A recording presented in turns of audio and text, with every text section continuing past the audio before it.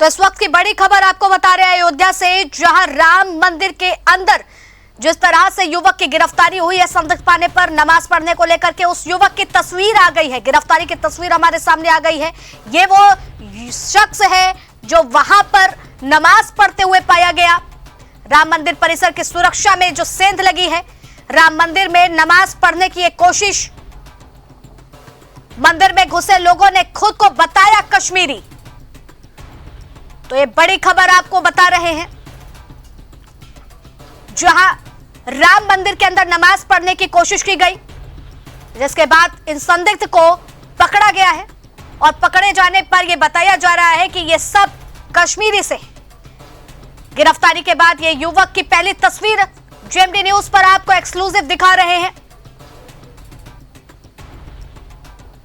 अगर कहा जाए तो एक गलत नहीं हुआ कि जिस तरीके से अयोध्या राम मंदिर को लेकर के सुरक्षा व्यवस्था एकदम मुस्तैद रहती है, लेकिन उस बीच में जिस तरह से ये संदिग्ध मंदिर परिसर के अंदर घुसते हैं और वहां पर नमाज पढ़ने की कोशिश करते हैं, जिसके बाद सुरक्षा अधिकारियों के उन्हें उनको तुरंत गिरफ्तार किया है। और इस पर तमाम जानकारी देने के लिए यूपी स्टेट हेड विजय त्रिपाठी हमारे साथ जुड़ चुके हैं। विजय, देखिए सबसे बड़ा सवाल यहां पर सुरक्षा व्यवस्था को लेकर के उठ जाता है कि जिस तरह से ये संदिग्ध मंदिर परिसर में घुसते हैं और नमाज पढ़ने लग जाते हैं। कहा जा रहा है कि लगातार जिस तरीके से अभी राम मंदिर को लेकर जो सुरक्षा व्यवस्था कर रहे थे पुलिस को, उसमें कहीं ना कहीं कुछ चूक है। और वो चूक इस तरीके से भी होती है कि जो लोग आ रहे हैं और जो जा रहे हैं उनमें बहुत ज्यादा कोई चेकिंग की व्यवस्था इस तरीके की नहीं होती है। ये भी उसी तरीके से एक शख्स ऐसा निकला जो राम मंदिर में घुसा और जो सीता रसोई का इलाका है वहां के पास नमाज पढ़ने की उसने कोशिश की, जिससे पुलिस की जवान की नजर उस पर पड़ी है। तो उसको रोके जाने के लिए जब उसको पकड़ा गया है कि आप ये न करिए, तो उसके बाद वो उसने नारे लगाने शुरू किए हैं। और इस व्यक्ति का नाम अहमद शेख बताया जा रहा है, ये कश्मीर का है और ये कश्मीर के शोपिया इलाके का रहने वाला है।